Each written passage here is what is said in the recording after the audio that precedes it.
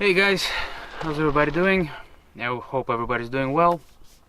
I'm gonna show you about my truck, my setup, and how I live out of it when I do go out on my trips. I built a shelf where I have a basement underneath it, and my box with oils and tools, and this box is my kitchen, and obviously the fridge. What do I keep in the basement? I have a table. I also have a table over here.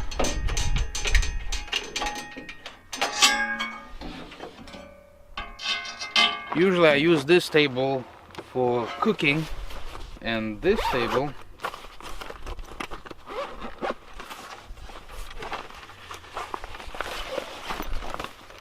is what I usually keep next to my chair, or if I'm serving dinner for several people, this table would be the table where everything would be set up.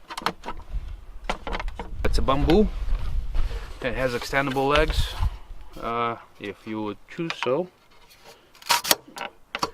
I usually don't, I just kind of keep it short. So yeah, there's one thing.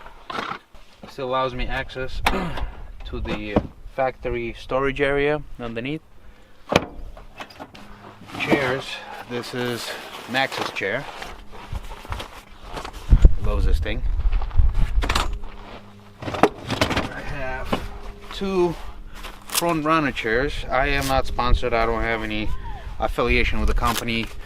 Everything is bought with my own money, and I just do like it. Yeah, quite comfortable, and they fold pretty flat. There's another one, and I also have an abundance of space in there that I'm not really using, but you know, a foldable fishing rod, anything can fit in there, really. Anything that can fit in this area. Okay, so the next item we have is my kitchen, which is in this box.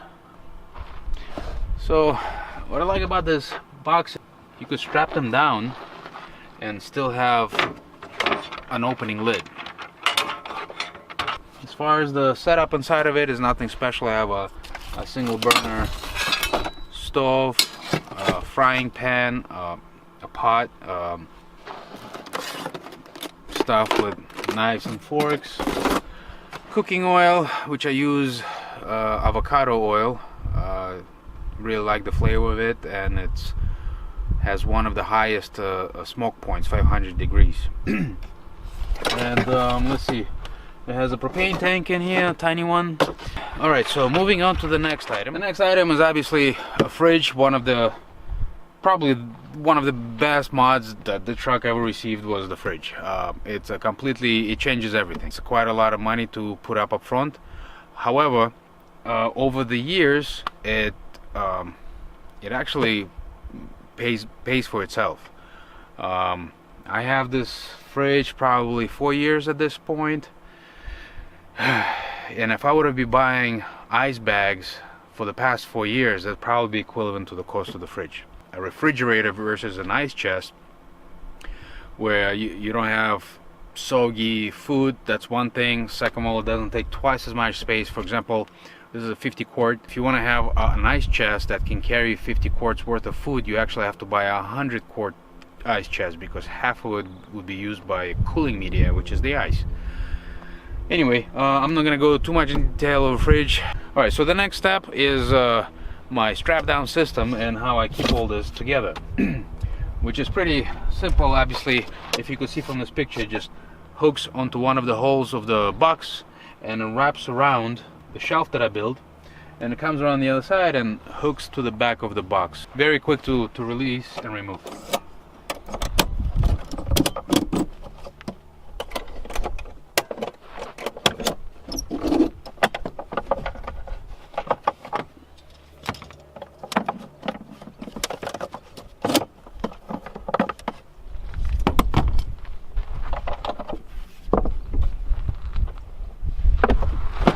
And at this point, it is completely unhooked. And I could just grab the box and take it out with me. So the box that is underneath my kitchen box is my this is the Jeep box. This box belongs to the Jeep. I don't have anything personal of mine in there. Whatever's in there, it's for this guy.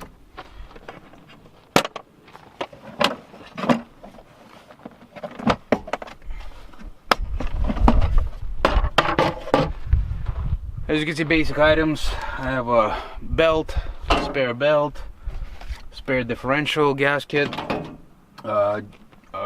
JB weld, enough oil to do actually a complete oil service, brake clean, transmission oil, differential oil. I also carry a bottle jack. A bottle jack is, I highly recommend having one on board. It's extremely easy. It's the beautiful thing about a bottle jack is that you could place it right underneath the axle and jack the axle up, and essentially lifting the tire. Unlike high lift jack, where you start jacking up a body or chassis of a car, and if you have a good suspension with a lot of articulation, the suspension will droop. So you have to lift quite a lot to lift the wheel off the ground. With a bottle jack, it's about this big, and you wedge it underneath the axle and you jack it up just this much higher, and your wheel is already off the ground. Nice and easy.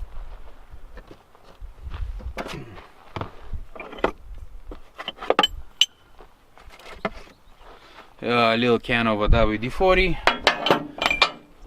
Never leave home without WD-40.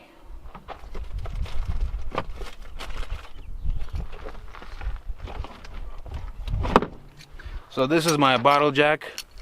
It is it's out of focus. Okay, it is a 8-ton, which will cover my truck. I am way under 8-ton. Way under 8-ton. What we have behind this box is my air compressor. It is not an expensive air compressor. It's a compressor called Puma 12 volt. It's quite large, but it does come with an air tank, and there it is. The compressor getting its power from this fuse box, and so is the refrigerator. This is kind of like the entry or the hallway or the changing room. The first thing I do, obviously, take off my shoes.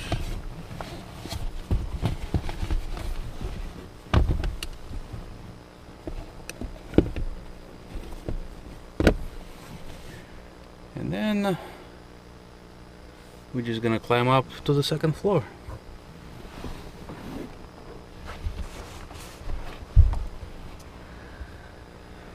And here's my bedroom. It's not as big as some bedrooms in some houses, but it's very comfortable. In fact, I probably sleep here better than I do at home. The camper is an Ursa Minor camper. There are a lot of videos about it, so I'm not going to get too much in detail about it. I am one of the earlier customers. This unit is a unit number 42.